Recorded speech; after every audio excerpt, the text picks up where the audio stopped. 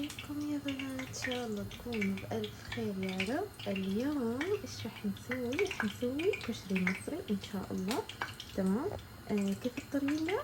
بسم الله. اول شيء العدس الاسمر ايش سويت فيه؟ نقعته نص ساعة في موية دافية. تمام. وبعد النص ساعة حطيت على غسلته كويس. طبعا قبل اساسا لا انقعه لازم نغسله وننقعه، بعدين نغسله مرة ثانية. حطيت عليه موية وشوية ملح وشوية كمون وخليته على النار لين يغلي ويستوي. تمام تمام. هنا ايش سويت؟ هنا جالسة اغلي موية وحطيت عليها شوية ملح. راح احط عليها نقطة زيت وراح اسلق فيها المكرونة. تمام. اي نوع مكرونة انت تحبوه. هنا الزيت. قطعت بصل حلقات. تمام كذا علشان البصل اللي يكون مدري شو اسمه المقرمش هذا. تمام. فزيت هذا سخنت الزيت والحين راح احط البصل. بسم الله.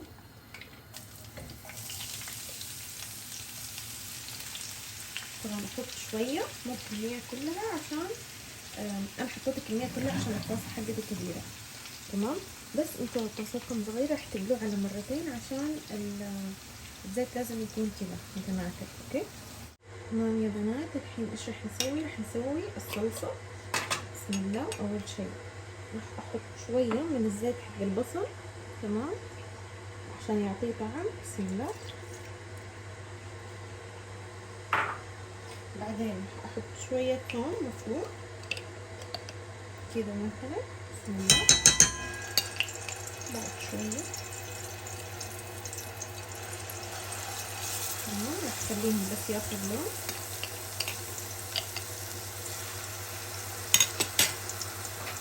تمام. وسويت 4 طماطميات وسط، عصرتهم ضربتهم يعني لين صاروا كذا عصير وثقيل. تمام. حطيت شوية موية عليهم الوجه بس العصير شايفين ثقيل كيف. تمام. بس ياخذ لون البصل. طبعا هذه بصلاية عادي.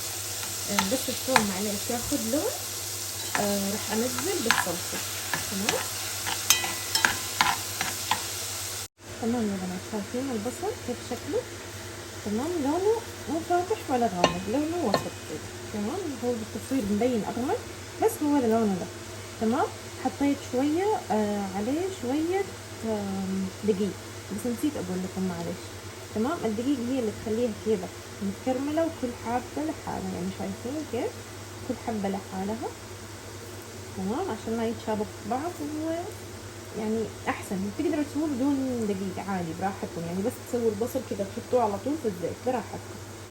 تمام يا بنات. الحين ايش راح نسوي؟ راح اخذ معجون الطماطم. بسم الله.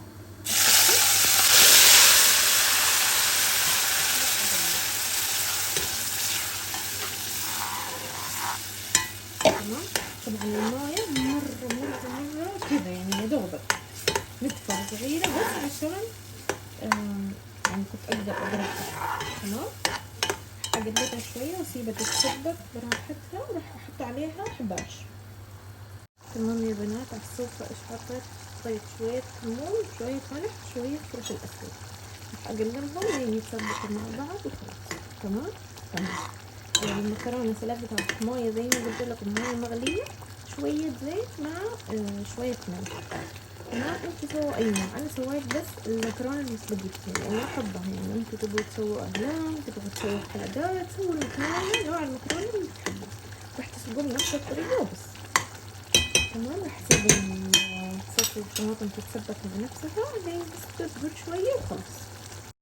تمام يا بنات. الحين نسوي الرز بشعريه. تمام. ايش سويت؟ حطيت شويه زيت في الطاسه في الطنجره او في الحله. تمام. راح احط كمان شوية شعرية. بسم الله.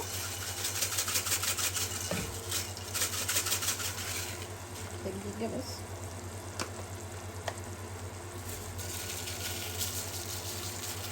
تمام. غسلت رز مصري. تمام. كان منقوع كده يعني نص ساعة او اقل شوية بس الشعرية تاخذ لون راح انزل بالرز. تمام. بس الشعرية يعني لازم يتغير لونه، يصير لونه ذهبي كده غامق شوية، وبعدين راح انزل بالرز المصري. تمام. انا ما حطيت شيء غير زيت والشعرية تمام. وضع عادي يعني ما في اي افتكاسة، بس حبيت اصور لكم كل الخطوات واحدة بواحدة عشان تكونوا معايا. تمام يا بنات، شايفين كيف صارت الصلصة؟ أنا الحين سكرت عليها، دوبي سكرت عليها تمام. معليش على الفرن، فرن الغاز خلاص تدمر، بس راح نغسل هذا كله وننظف بس طبيعي يعني، وانت تطبخي يتوسخ شوي عادي. تمام. الحين صارت كذا الصلصة، راح اسكر عليها تمام. بس قبل لا اقدمها راح اقلبها واحطها على الكشري. تمام يا بنات، الحين تغير لون الشعرية تمام زي ما انتم شايفين، صار لونه ذهبي فاتح، ذهبي غامق. معليش. راح احط الرز، بسم الله، راح اقلب.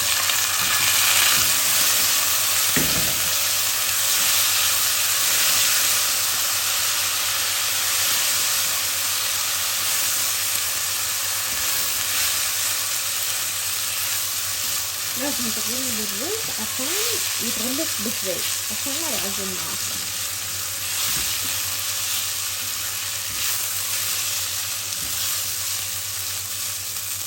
تمام. راح احط الملح،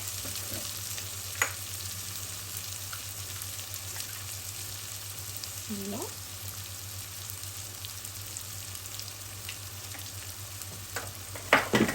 راح احط المويه، مويه مغليه، بسم الله.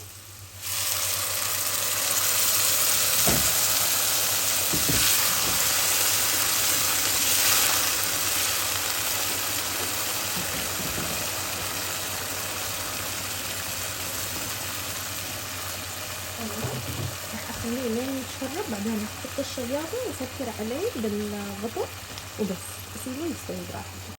تمام يا بنات، الحين هذه المكرونة سباجيتي سلقناها وما حطيت عليها شيء زي ما قلت لكم تمام. وهذا العدس بعد ما اتسلق، وهذا البصل تبعنا، والصلصة اللي سويناها اهي تمام. بس مستنية الرز يخلص وراح اقدمه معاكم، او اقول لكم كيف راح يتقدم. راح كمان اسلق بيض تمام. سلق البيض مرة سهل يعني، ما يحتاج بيضة. راح نغسلها عشان لو فيها عليها اي وسخ او شيء، وراح احطها في موية مغلية تمسلق بس 10 دقايق وبس، يعني ما في اي شيء.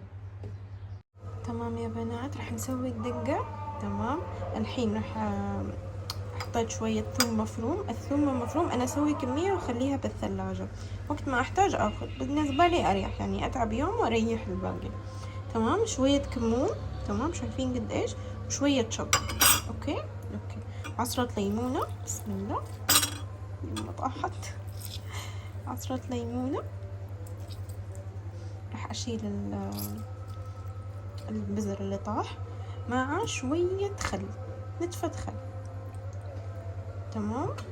راح اقلب وبعدين بحط موية عادية وخلاص كذا خلصت. اوكي تمام يا بنات، الحين راح ابدأ اغرف واحط التقديم تمام. بسم الله. اول شيء احط الرز، طبعا تختلف من شخص للثاني. انت تبي تحطي اول شيء مكرونة، تبي حطي اللي تحطيه براحتك يعني، هذا ذوق كل واحد وكذا. في الاخير كله راح ينخلط، راح تتاكل يعني تمام، بس عشان الشكل العام. اوكي تمام.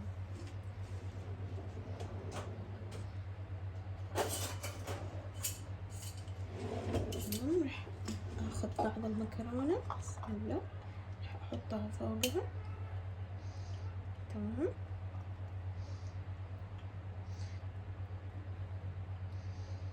بسم الله تمام. وراح اخذ شوية من العدس احطه فوق المكرونة. في ناس تخلط العدس مع المكرونة، براحتكم ايش تبغوا تسووا سووا تمام. وشوية من البصل، بسم الله. بس انا ما احب البصل كثير، فكذا كفاية تمام. وعلى السفرة نحط الصلصة والثومية، معليش الصلصة ايوه والدقة تمام. واللي يبي يحط قديش الكمية يحطها براحتكم، بس ما نحطها هنا. في ناس تحطها يعني، بس الأحسن كل واحد يحط يعني قديش يبغى. تمام يا بنات، ما شاء الله الأكل خلص. تمام. بس سلقت البيض وقطعته كذا شرايح وحطيته. تمام، ما شاء الله. اتمنى تجربوه تقولوا لي رايكم. هذا عصير مانجا عادي. وهذه الدقة وهذه الصلصة. تمام، بس اتمنى تجربوه وتقولوا لي رايكم. وبس لا تنسوا الاشتراك في القناة وتفعيل زر الجرس. وبس احبكم مرة مرة مرة. مع السلامة.